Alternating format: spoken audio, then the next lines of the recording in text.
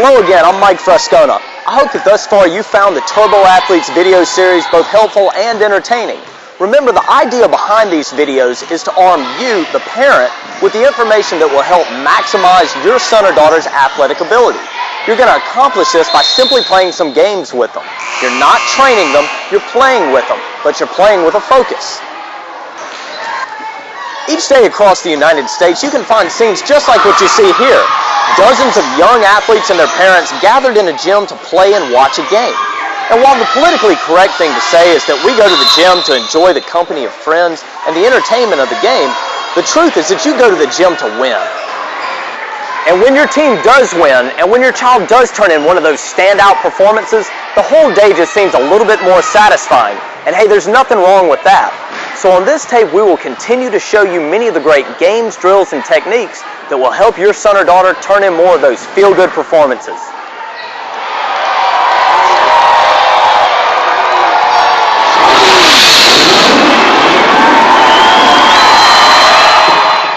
The next time you go watch your son or daughter compete in a soccer, football, or basketball game, try to focus in only on the feet of all the athletes. Try to pick out the one or two pairs of feet that always seem to be moving no matter what is going on in the game. Keep an eye on those feet. Watch how that athlete speeds them up and generates more foot contacts as the ball moves in his or her direction. Chances are the owner of those feet is one of the better athletes on the field. Because foot quickness has a significant effect on an athlete's ability to accelerate and change direction, an athlete that has the skills to produce a rapid succession of foot contacts will always have a major advantage over opponents whose feet are stuck in mud. The most basic of all the foot quickness exercises are called line drills. These can be performed absolutely anywhere because all you need is a line on the ground. This can be a stripe on a field, a piece of tape on the court, or even a seam in your carpet in the house. Line drills simply involve having the athlete perform a specific movement for a maximum number of repetitions in a given period of time. Here Sean is performing front hops. He is keeping his feet close together, keeping his weight on the front of his feet, and hopping in front and behind the line as quickly as possible. We have given Sean 10 seconds to perform as many hops as possible, and our instructor Rusty is counting each hop out loud to give Sean instant feedback on how he is doing. As Sean gets more comfortable with the motion, he will increase the number of hops he performs in 10 seconds. Side hops are performed the same basic way as front hops, except that the athlete moves laterally across the line. Notice that the feet are kept under control and together during the entire duration of the drill, and that Sean's heels never touch the ground. By keeping his weight on the front of his foot and off his heels, Sean is able to produce the quickest possible rebound off the ground. Until it becomes second nature to them, always remind yourself and your athlete that speed is located in the front of the foot and not the heel. A third line drill is split hops. Here Mallory begins with one foot in front of the line and the other foot behind the line. From this position, she takes a quick hop into the air and switches the position of her feet. She should concentrate on only allowing the balls of the feet to touch the ground. Remember, you're not able to explode and bounce off the heel, so the heel's contact with the ground should be eliminated. Also important in this exercise is the coordination between the upper and lower body. You will notice that Adam's arms are moving in sync with his legs. When the right leg moves forward, the left arm moves forward, and vice versa. The ability to smoothly fall into this rhythm will greatly affect a young athlete's chances of being a fast, efficient sprinter. This is an excellent base level drill for foot quickness and should be mastered by all athletes.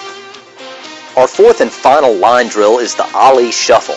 The foot pattern used here is a little more complicated than that employed by the other line drills and may take athletes a few tries to master. Mallory begins by straddling the line.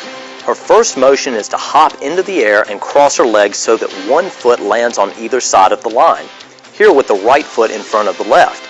Mallory then immediately hops back into the starting position with feet straddling the line. Finally, she hops again and crosses her legs so that the feet land on either side of the line, but this time the left foot is in front of the right. This pattern is then repeated continuously for the allotted time period.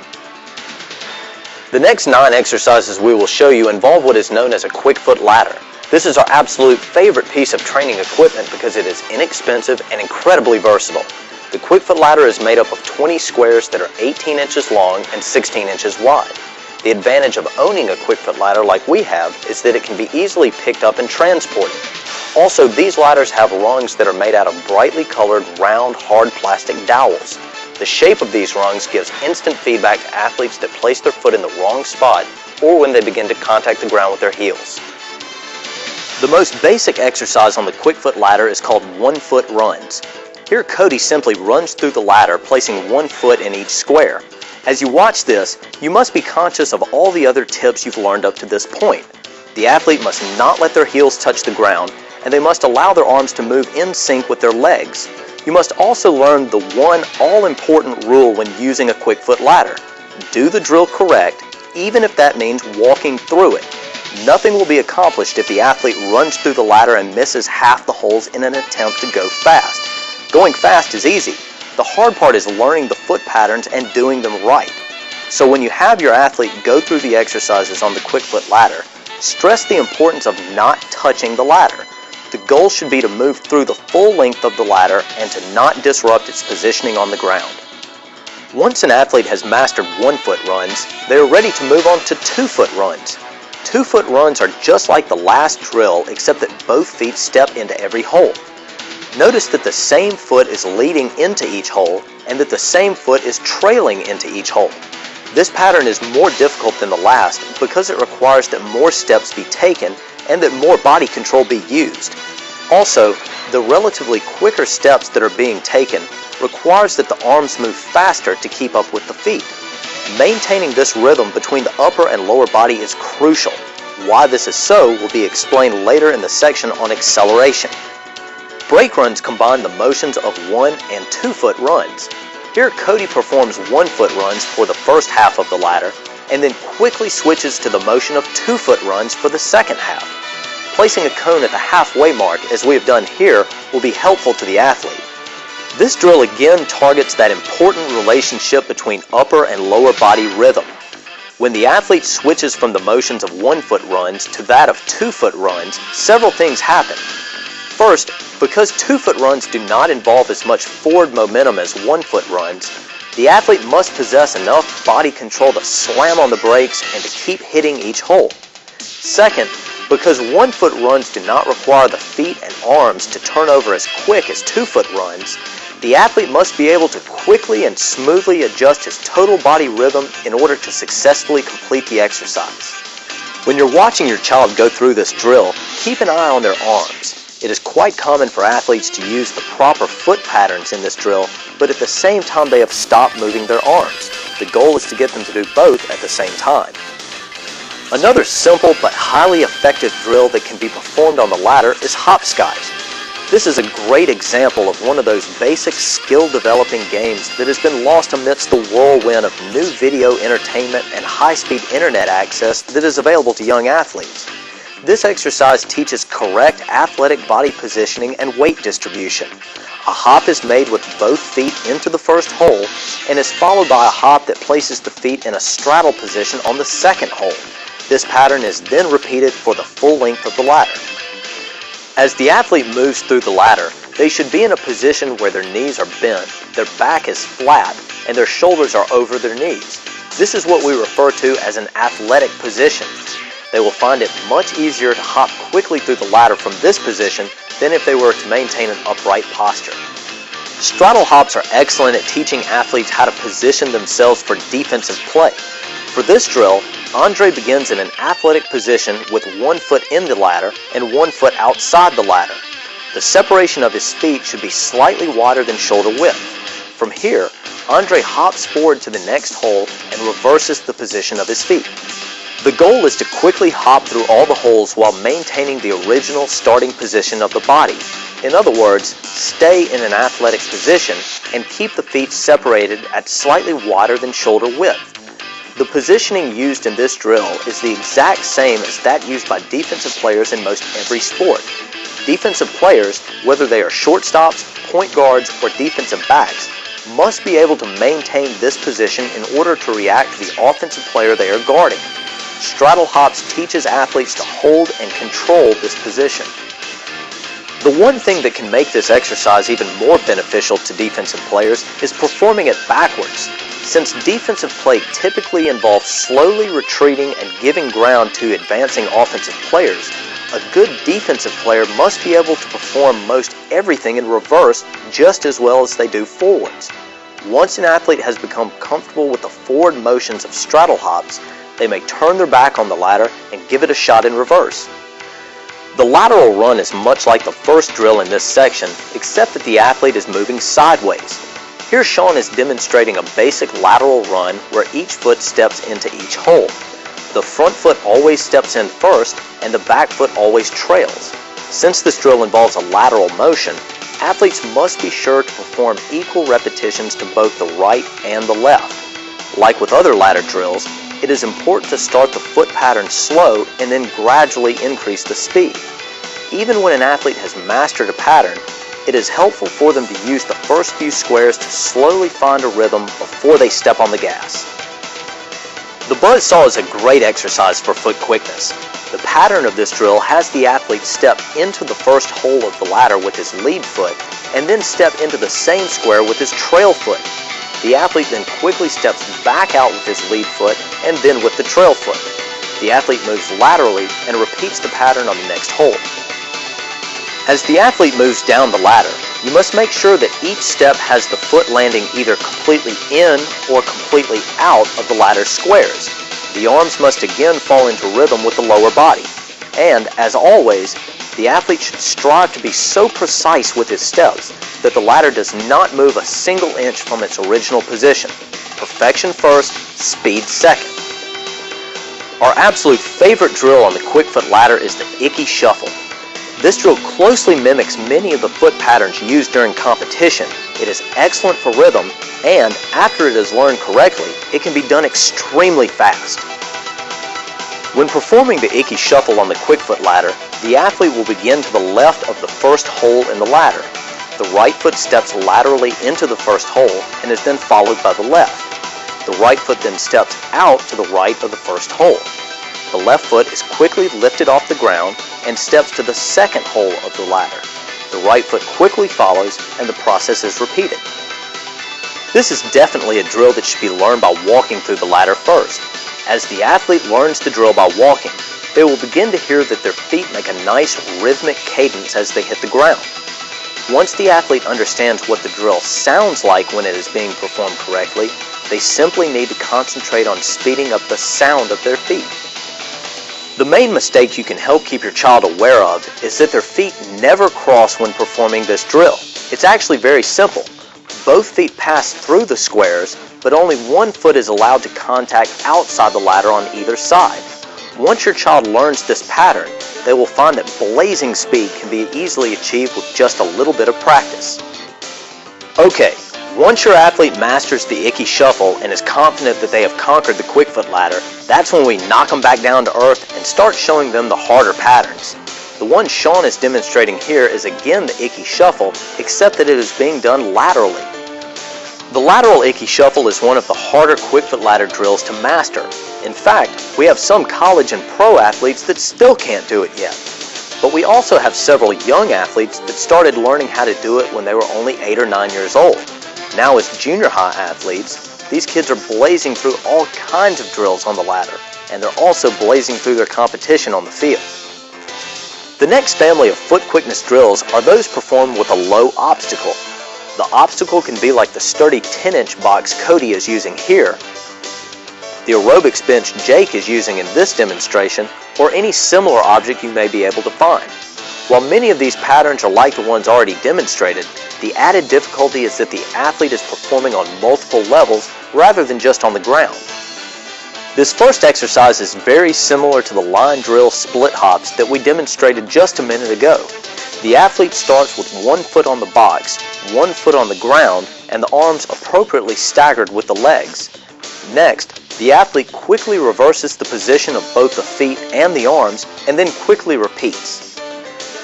When performing this and all other low obstacle exercises, the athlete should focus on taking quick, soft, quiet steps. In other words, don't pound down on the ground and box. If the athlete can keep their foot contact quiet, then it means they are likely keeping their body weight on the front of their foot where it belongs. Hitting on the front of the foot will cushion each landing, while contacting with the whole foot or the heel will create a pounding noise. As mentioned, virtually all athletic movements will be quicker when the athlete is performing them on the balls of their feet.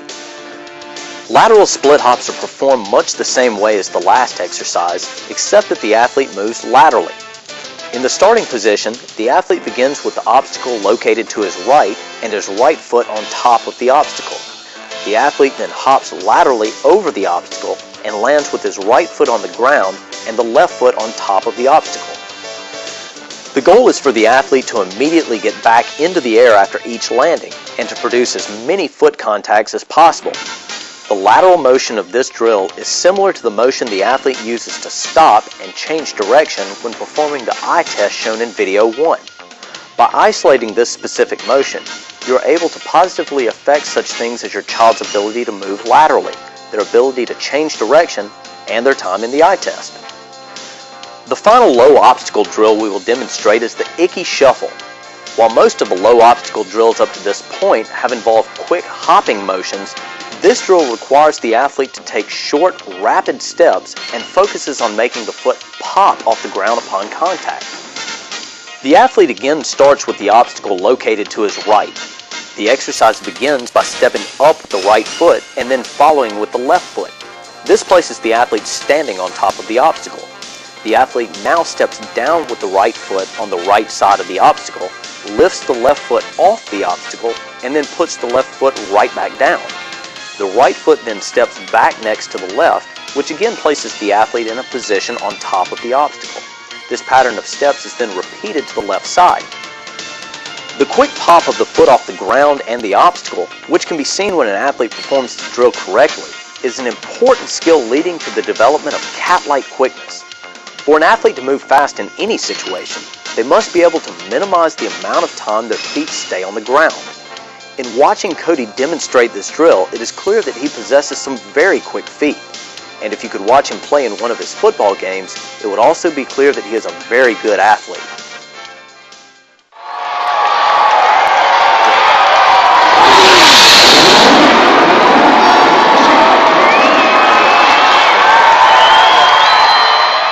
Typically, when we think about a great play in sports, we gravitate towards the big offensive highlights, the slam dunks, the home runs, the goals, and the touchdowns. But for every big offensive play that is made, there is an opportunity to make an equally dramatic defensive play. And the skill that is consistently the driving force behind these defensive plays is lateral speed. Think about the big stops made by players in the position of goalkeeper, point guard, linebacker, and shortstop. All of their great defensive plays require exceptional lateral speed. In this section, we will address proper lateral movement mechanics and will demonstrate a dozen drills designed to enhance lateral speed and to produce a smothering defense. Like all forms of movement, there is a right and a wrong way to move laterally. Here Andre is demonstrating a basic lateral slide. As he moves to his left, you will notice that Andre always has one foot on the ground and that his feet are never closer than shoulder width. He never hops and he never allows his feet to knock into each other. Each slide is a constant push with the back leg and pull with the lead leg. By eliminating any and all hopping, Andre ensures that he always has one foot in contact with the ground, thus enabling him to react to any subsequent motions by the offensive player. By not allowing his feet to come any closer than shoulder width, Andre ensures that he is always in a balanced position where he can react in either direction. The key coaching points for lateral movement can simply be reduced to don't hop and don't let your feet touch together. That's it. It's very simple, but it's also not something that young athletes just do naturally. With a little bit of coaching and reminding, a young athlete can pick up the basics of lateral movement and quickly turn it into second nature. Continuing to build off previous teachings, the athlete should have their body weight on the front of their foot and should be in a bent knee, flat back position. Because the upper body plays little role in lateral movement, we simply remind our athletes to keep their upper bodies relaxed. Once an athlete has been taught the basics of lateral movement in one direction, they must be schooled on switching their motion from left to right, all while maintaining perfect slide technique. The easiest way to begin teaching this is to set up 2 cones and to have your athlete slide laterally to 1 cone, change direction, and slide right back to the starting point. Athletes must be able to move quickly and efficiently to both their left and their right, and must be able to smoothly transition between the 2. Watch closely as your athlete changes direction at the cone. This should involve only one hard plant with the lead foot rather than a shuffling of the feet. There should be little to no change in rhythm moving to the left as compared to moving to the right. To further teach lateral movement, stand behind your athlete during the slide drill as Andre and I are demonstrating here. As the athlete slides from one cone to the other, clap your hands at random intervals. As soon as the athlete hears the clap, he must quickly reverse his motion. The same drill can be conducted using touch as the command that the athlete reacts to. By adding a device called a sidewinder, we can increase the difficulty of our various slide drills. The sidewinder consists of 2 ankle cuffs that are connected by a piece of flexible rubber tubing. This device is unmatched in training lateral speed, and you will see it used in several other drills on this video series. Here Adam and Taboris are demonstrating the same slide and react drill shown earlier, except that Adam is wearing a sidewinder. By adding the sidewinder, Adam is forced to concentrate harder on maintaining proper mechanics and must recruit more muscles in his hips and lower extremities to deal with the added resistance the sidewinder provides. We will now introduce you to one of the most simple and fun training devices in existence, the breakaway belt. This is a training device that we use for a number of lateral speed and change of direction exercises. We use it because it is highly effective and because after we pull it out, our athletes won't put it down. Becca and Alexanne are demonstrating a drill we call the hunter and rabbit. In this setup, Becca on the left is the rabbit and Alexanne on the right is the hunter. The athletes face one another and are connected by the Velcro on the breakaway belt. Both athletes are only allowed to move laterally between their 2 cones. Our rabbit, Becca, has 10 seconds to break away from our hunter, Alexanne. During that 10 seconds, Becca will try to juke and fake Alexanne out and create just enough lateral separation between the 2 that the Velcro on the belts breaks apart. You will notice that our athletes occasionally get a little anxious during this drill and that they open their hips and cross their feet. This is not part of textbook lateral mechanics, and we will slowly work with them to correct this. In the meantime, we'll cut Becca and Alexanne a little slack. They are only 8 years old. By adding a sidewinder to our rabbit, as we have done here to Andre, it makes it much more difficult for him to break away from the hunter. We could just as easy add the sidewinder to the hunter and increase the difficulty of that athlete's task, or put a sidewinder on both of them to cancel out the advantage and force both of them to work a little harder. The snake mimic is set up and conducted the same as the last, except that we have constructed a curved, snake-like path the athletes must follow. The rabbit is still trying to break away from the hunter, but both athletes now have to navigate the tricky turns of the path. Cutting across curves is not allowed and will disqualify the athlete from the game. Becca and Alexanne are demonstrating the alligator charge game. We have placed Becca between 2 cones and told her that she can only move laterally between them. Alexanne has been placed in a starting position about 5 yards in front of Becca. For Alexanne, the goal of the game is to cross Becca's line without getting touched. This game recreates a very common situation in many sports between offensive and defensive players. This game also helps to teach athletes the advantages of using proper lateral movement mechanics. For example, if Becca hops when she moves laterally, Alexanne will find it easier to get past the line. In other words, once an athlete's feet leave the ground, they cannot redirect until they have landed. By using the constant push-pull motions discussed at the beginning of this section, Becca will have a better chance at winning the game. Adjusting the widths of the cones or adding a sidewinder to the defensive player will affect the difficulty of this game as well. One of the best exercises for lateral speed is the sandwich drill. Here we have placed our athlete, Daphne, between 2 cones. Like the other exercises in this section, she may only move laterally on the line between the 2 cones. I'm located 5 yards in front of her and have a half dozen wiffle balls. Daphne's goal is to prevent any of the balls from getting past her.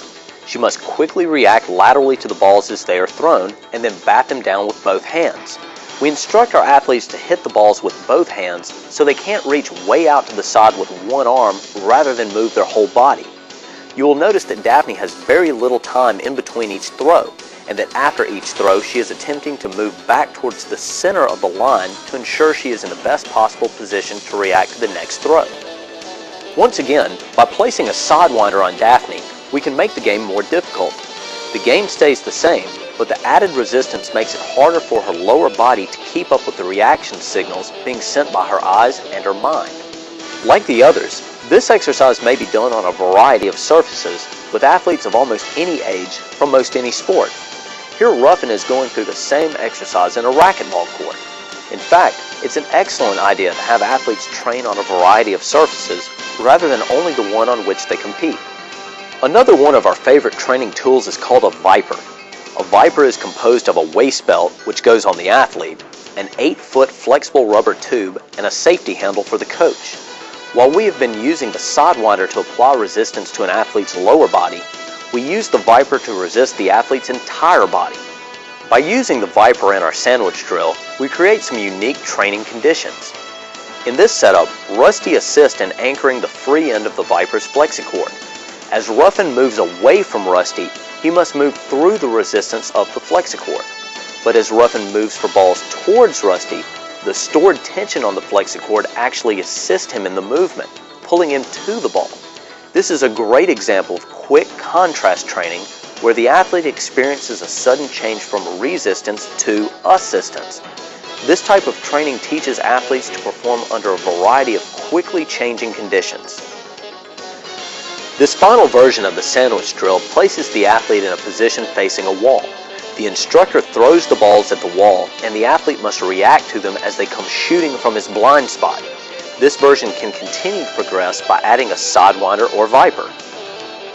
Here Renice is demonstrating a lateral let-go exercise. We have placed a padded belt around her waist and apply resistance by holding the strap on her right side. Renice's job is to slide from the first to second cone as fast as she can, and then turn and sprint as soon as she feels the instructor let go of the belt strap. The resistance being applied forces Renice to really use her right leg like a piston to push her through the motions. The short sprint is used to simulate game conditions where the athlete defends laterally and then turns and sprints as the offensive player commits. We could further simulate this situation by having the athlete sprint after a ball from their particular sport. In this case, with Renice, we would use a soccer ball. Our final lateral speed drill, and the most difficult, is a single leg lateral hop. Like the previous exercise, this one isolates the pushing motion of the trail leg in a lateral motion. We are again using the Viper in this demonstration. Renice will hop to her left as fast as possible using only her trail leg. As she hops, we are applying resistance to her through the rubber flex cord of the Viper. Notice that as Renice hops, the instructor slowly moves with her so the flex cord does not become dangerously overstretched. This drill is extremely challenging because it requires a great deal of balance and strength. But athletes that master this drill, and the others in this section, will quickly develop the skills to apply lockdown defense to any of their opponents.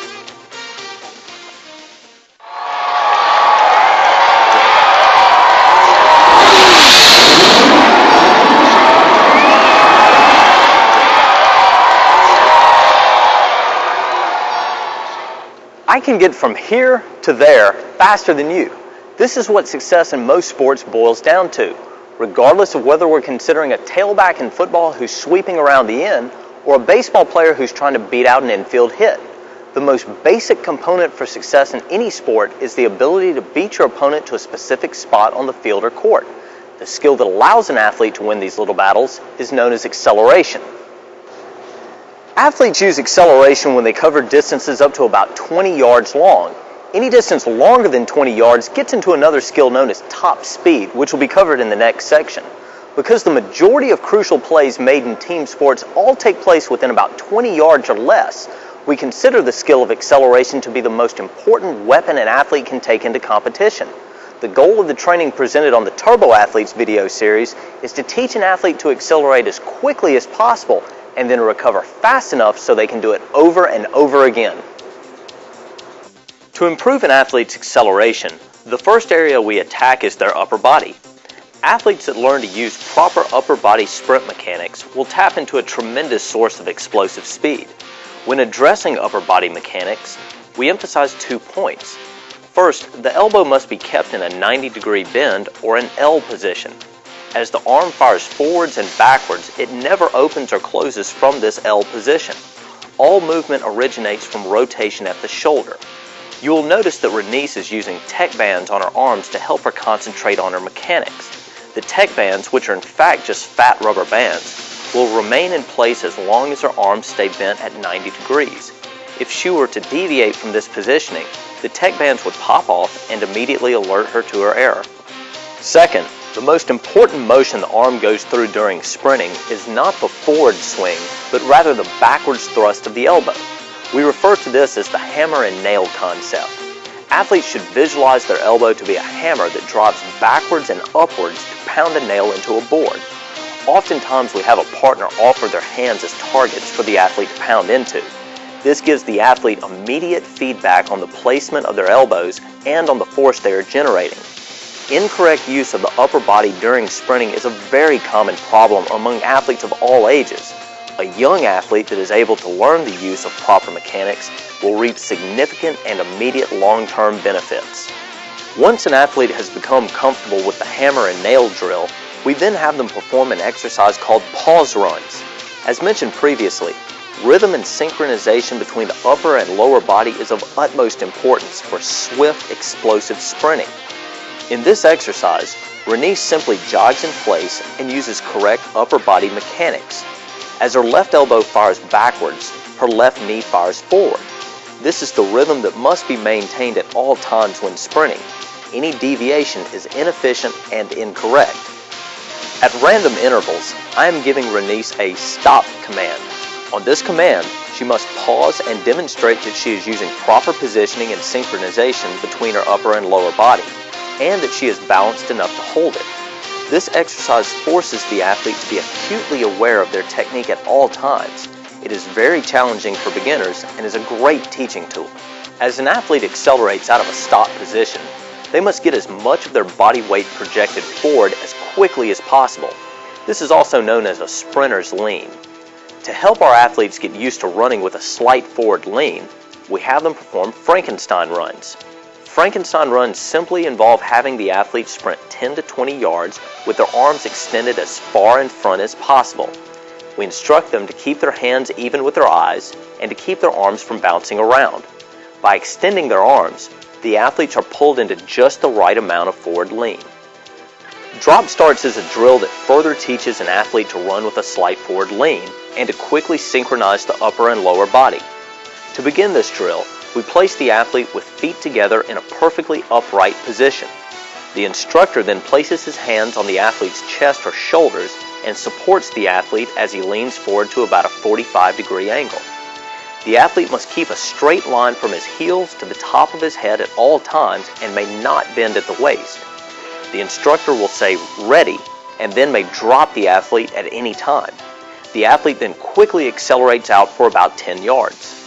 As the coach moves out of the way, the tendency will be for the athlete to fall flat on their face. The only way for the athlete to prevent this nosedive is to accelerate forward. By maintaining their lean and quickly getting their upper and lower body to fire in sync, the athlete will be able to achieve swift and efficient acceleration. As an athlete becomes more comfortable with proper upper body mechanics, we begin adding the resistance of hand weights. In this demonstration, Renice is holding a 1.5-pound weight in either hand. She will fire her arms through their proper motion 8 to 10 times each, and then drop the hand weights and immediately repeat without the weights. Even with the addition of the hand weights, you will notice that Renice's mechanics remain perfect. She maintains a 90-degree bend at her elbow, everything rotates from her shoulder, and she does an outstanding job of hammering her elbow backwards and upwards. In this version of the drill, Ruffin holds a weight in each hand and fires through proper arm mechanics while in place. After he has performed 8 to 10 repetitions on each arm, he drops the weights and immediately sprints 10 yards. The idea behind this version is to force the upper and lower body to fall into sync as quickly as possible during the sprint. After dropping the weights, the arms experience the sensation of moving faster than normal, while the legs are forced to quickly generate speed and catch up after having been still for the first part of the drill. In a third version of the hand weight drop, we can instruct the athlete to begin the sprint while holding the hand weights and then dropping them at the halfway mark. This is our favorite version of the exercise because the athlete must concentrate so hard on generating speed in the upper body through the resistance of the hand weights just to keep up with the lower body. When the hand weights are dropped, the athlete's arms fire faster and they experience a turbo boost for the last half of the sprint. When you have an athlete perform this exercise or any other that involves hand weights, make sure they continue to use proper arm mechanics. A common mistake is for an athlete to pick up a pair of hand weights and then fail to use their arms until after they have dropped the weights. Remember, the focus should always be on that elbow firing backwards. Let goes work off the same principle as hand weight drops, except that resistance is applied to the entire body rather than just the arms. Let goes involve the use of a belt or harness to apply resistance to an athlete for the first half of a sprint, and then letting them run free for the second half of the sprint. The quick transition from a resisted sprint to free sprint at the halfway mark gives the athlete the momentary sensation of gaining speed and falling forward. In order to deal with this sensation and not end up flat on their face, the athlete must accelerate forward by forcing their arms and legs to turn over faster, all while maintaining perfect rhythm and control. You will also notice that as our athletes are accelerating, their feet are contacting the ground behind their hips. This is another important characteristic of proper acceleration technique. When athletes accelerate, they are essentially pushing themselves into motion. If an athlete's feet are not contacting the ground behind their hips, then they are not applying maximum force to the ground and will not accelerate to their full potential. One of our athletes' favorite exercises for acceleration includes any one of our many versions of tennis ball drops. For this exercise, you will need 2 relatively new tennis balls and a hard surface.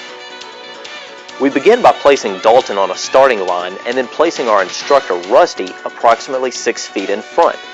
As Rusty extends his arms and holds a tennis ball in either hand, Dalton remains ready and stares at Rusty's chin. When Rusty drops one of the balls, Dalton must locate the ball out of his peripheral vision, accelerate to the ball, and catch it before it hits the ground a second time. If the athlete is able to successfully retrieve the ball, then the instructor will take a half step backwards and go again. We will continue to repeat this process until the athlete fails twice at a distance. Obviously, the better the athlete gets at accelerating, the larger the starting distance will be. The exact same drill can be conducted with the athlete starting in a sideways stance. This makes the exercise more challenging because the athlete must be able to snap their hips and shoulders around and square up to the ball before they can really begin to accelerate. As with all lateral drills, make sure your athlete performs equal repetitions facing both directions. Another version of tennis ball drops would be to have the athlete start backwards as Andre is doing here. This version is set up in the same basic way as the others, except that the athlete will react off a verbal command by the instructor rather than the movement of the ball being dropped. The instructor will say "now" at the exact time the ball is dropped. On this command, the athlete will quickly turn around, locate the ball that was dropped, and then run it down. Because of the added difficulty in this drill, you also likely need to place the instructor a little closer to the athlete. In this final version of tennis ball drops, we place Andre in a position where he backpedals away from Taboris. Andre continues to backpedal until he sees Taboris drop one of the balls. At that moment, Andre then quickly stops, changes direction, and accelerates forward after the drop ball. The next several exercises involve variations of a game we call tag sprints. Here Troy is working with Daphne and Bethany on a basic tag sprint. In this setup, Daphne starts in an upright position and Bethany starts 5 yards in front in a seated position. When Troy claps his hands, Bethany will attempt to sprint past the cone 7 yards in front of her before Daphne can run her down and tag her back. This is such an excellent exercise for acceleration skills because it allows the athletes to concentrate on the game being played rather than the tremendous amount of work being performed. Tag sprints can be made more challenging by adjusting any number of variables. Here Troy has made the exercise more difficult for Daphne by forcing her to start in a backwards position. Another slight variation would be to have the lead athlete start in the up position of a push-up. Also, regardless of which configuration you're using, it is important to have your athletes swap their starting positions so they may work as both the chaser and the chasee. Because Sean and Andre are both excellent athletes and veterans of this style of training, Troy has made the drill even more challenging by adding a pair of the hand weights shown earlier. In this variation, Andre is required to sprint with the hand weights until he passes Troy. At that point, he may drop the hand weights and continue unimpeded in his sprint after Sean. The let-goes demonstrated earlier can also be incorporated into games of tag sprints. Here Troy is resisting Sean for the first few steps of his sprint. This places Sean at a significant disadvantage, just as the hand weights did to Andre in the last variation. A key point in conducting tag sprints is to make sure that each race is a photo finish. In other words, make sure your athlete's starting points give them both equal chances to win. Take each athlete's ability into consideration and, if necessary, adjust the starting positions after each repetition until you get it right. An excellent way to improve an athlete's acceleration skills is with a technique called assisted sprinting. Assisted sprinting is considered anything that forces an athlete to run faster than normal. Here Taboris is using a device known as a Viper to assist Adam through his sprints. Taboris and Adam start at about 6 yards of separation in order to build up tension on the Viper's flexible rubber cord. As soon as Taboris begins sprinting, Adam sprints after him. The Viper essentially acts as a giant rubber band that snaps Adam through his 10-yard sprint faster than he could otherwise run. By using assisted sprinting, Adam will learn to operate efficiently at higher speeds, and his body and brain will come to expect these speeds even in normal conditions where the Viper is not present. Going back to our game of tag sprints, we can create yet another variation by adding the assistance of the Viper. Here Adam is placed in a starting position just out of Andre's reach.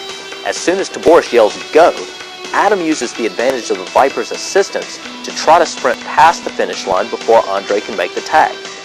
It is important to point out that regardless of what acceleration game we have our athletes perform, we always have one eye on their technique. If needed, we will stop the game and remind our athletes to fire their elbows backwards, to run with a lean, to keep their heels off the ground, or to keep a straight line from their heels to the top of their heads. It is important that they have fun while playing these games, but it is equally important that they form good habits in the process. After all, these habits could have a significant effect on the rest of their athletic careers.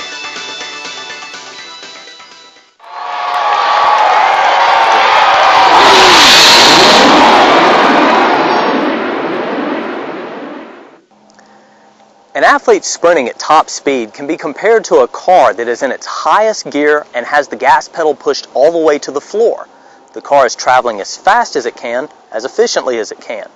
Since an athlete that's moving at top speed is already moving as fast as their body will allow, the focus then turns towards efficiency. The athlete wants to move as efficient as possible in order to maintain their top speed as long as possible. Doing so requires that the athlete be proficient at using top speed sprint mechanics. Unlike the skill of acceleration, top speed sprinting requires that the athlete come to an upright position, use knee lift, longer strides, and total relaxation.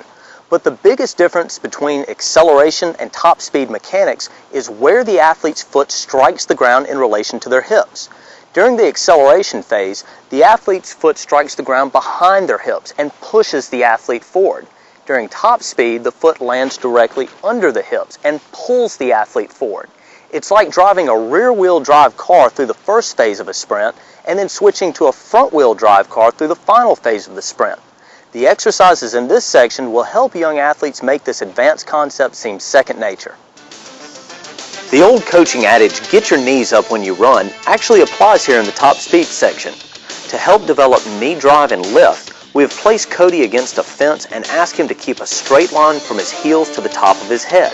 Cody then lifts his knee to a position where his thigh is parallel with the ground, his knee is bent at a 90-degree angle, and his toe is pulled towards his shin. A coach or partner then places their hand on Cody's knee and leaves it there to serve as a target. From this position, Cody works on driving his knee up into the hand for about 8 to 10 quick repetitions. The position of Cody's leg at the point his knee strikes the hand is the ideal position during top speed sprinting. The sound of his knee popping against the hand gives him immediate feedback on the force he is generating. In addition to a forceful knee drive, top speed sprinting requires relaxation and upright posture and perfect rhythm. The dead leg drill Cody is demonstrating here trains all three. We have laid a series of paint sticks on the ground to guide Cody's foot contacts. As Cody moves through the sticks, he keeps his left leg locked in a straight position and moves his right leg in the same manner as the previously demonstrated knee thrust exercise. The dead leg drill teaches Cody to pull himself forward by clawing at the ground with his right leg. This motion is unique to top speed sprinting and distinctly different from the powerful pushing motion that is used during acceleration. You will notice that Cody's foot is striking the ground directly under his hips. This means that he is correctly clawing at the ground and pulling himself forward. If his foot were to land behind his hips, we would immediately know that he is incorrectly pushing himself forward and thus would stop the exercise and make adjustments. Yet another important aspect of top speed sprinting is an athlete's ability to control the length of their strides. The goal is to always maintain a happy medium between the length of the stride and the speed of the stride. To train this skill, we use a variety of exercises that employ the use of paint sticks. Here Taboris has placed a series of paint sticks on the ground at about 3-foot intervals. Dalton is standing at the first stick and will sprint through the series of sticks on Taboris' command. Taboris is watching to make sure that Dalton only places 1 foot in each hole and that he is concentrating on a good knee lift, an upright posture, and rhythm. To throw a curveball at Dalton's rhythm, Taboris may ask him to step in each hole with both feet rather than just one. This requires Dalton to quickly adjust the length of his strides. As athletes become more proficient at running through the paint sticks, we may then place them about 10 yards behind the first stick and give them a running start. By giving Jake a running start, we allow him to find his natural stride length and then force him to quickly shorten or lengthen his stride to match the width of the sticks.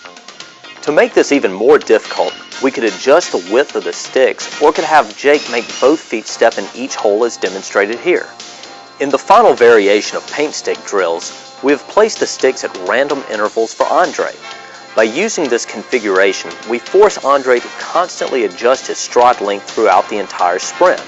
As soon as he begins picking up speed through the longer holes, a series of short holes make him control his body, adjust his rhythm, and change his stride length.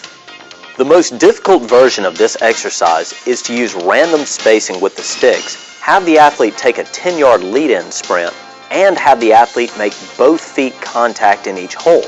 This takes tremendous rhythm and proficiency at top speed for an athlete to make it through this configuration. As you can see, even a talented athlete like Andre will need a little more practice before he beats this one. Another fun and simple way to help an athlete develop control over their stride length is to play a game called stride matching. This game requires 2 athletes of different height like Alex Ann and Andre. On Taboris' command, both athletes start running.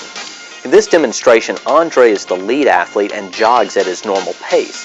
Alex Ann's goal is to match Andre stride for stride and to use his running rhythm. With Andre in the lead, Alex Ann is forced to use a stride length that is longer than what she is used to. We could easily reverse the roles of the 2 athletes, which would require Andre to match Alex Ann and to run with a stride length that is shorter than normal. We will now demonstrate what we refer to as the hurdle progression. This exercise helps athletes learn to naturally increase the length of their stride without sacrificing stride frequency. This exercise can be conducted using paint sticks or 5 or 12-inch hurdles. Here Sean will demonstrate by using the 5-inch hurdles. Troy has 10 hurdles set up, each at a distance equal to 1 of Sean's walking strides.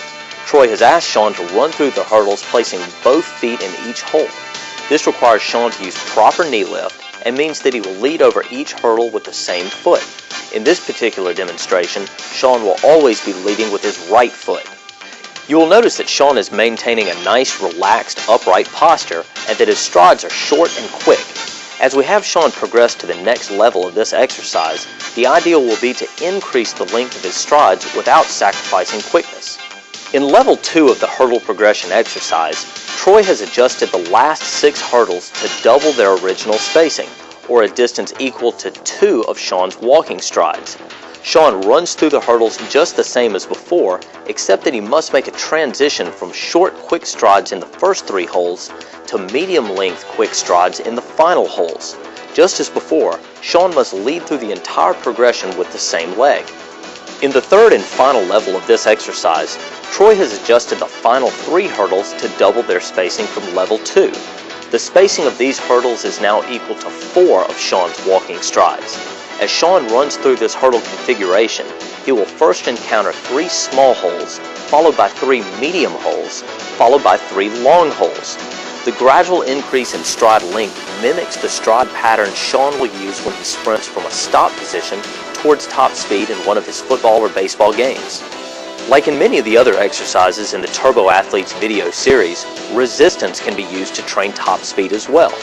Because of the nature of top speed sprinting, a lighter resistance is needed, and the absolute best tool for this type of resistance is a parachute. A parachute allows the athlete to relax and maintain the upright posture associated with top speed sprinting. Here we have Cody and Ruffin demonstrating a basic 40-yard parachute sprint. We have instructed them to relax as they run, to maintain their posture, to lift their knees up to waist level, and to concentrate on the clawing motion used to pull themselves forward. The light resistance employed by the parachute is just enough to help these guys strengthen their motions at top speed. Because both Cody and Ruffin compete in the sport of football, developing their top speed skills is a high priority. Just as resistance can be used to train top speed, so can assistance. The technique of assisting an athlete through a sprint is known as overspeed, and the best way to conduct an overspeed sprint is with a device known as a rocket rope. The rocket rope is a 3-man training tool that essentially slingshots one of the athletes through a 30-yard sprint. Overspeed sprinting requires perfect technique and trains an athlete's neuromuscular system to be fast. While this may not interest your young athlete, what will interest them is that the rocket rope is a lot of fun. Here Taboris will work with Cody and Ruffin in demonstrating the rocket rope. In this demonstration, Taboris acts as the anchor, Ruffin plays the role of the engine, and Cody gets to be the overspeed runner. As Ruffin takes off in front, the configuration of the rocket rope pulls Cody at about 120% of his maximum speed. Overspeed sprinting should be conducted early in a workout when an athlete is totally fresh and should be concluded before the athlete becomes fatigued. When properly incorporated into a training routine, overspeed sprinting will help athletes develop the tremendous top speed skills needed to blow their competition off the field.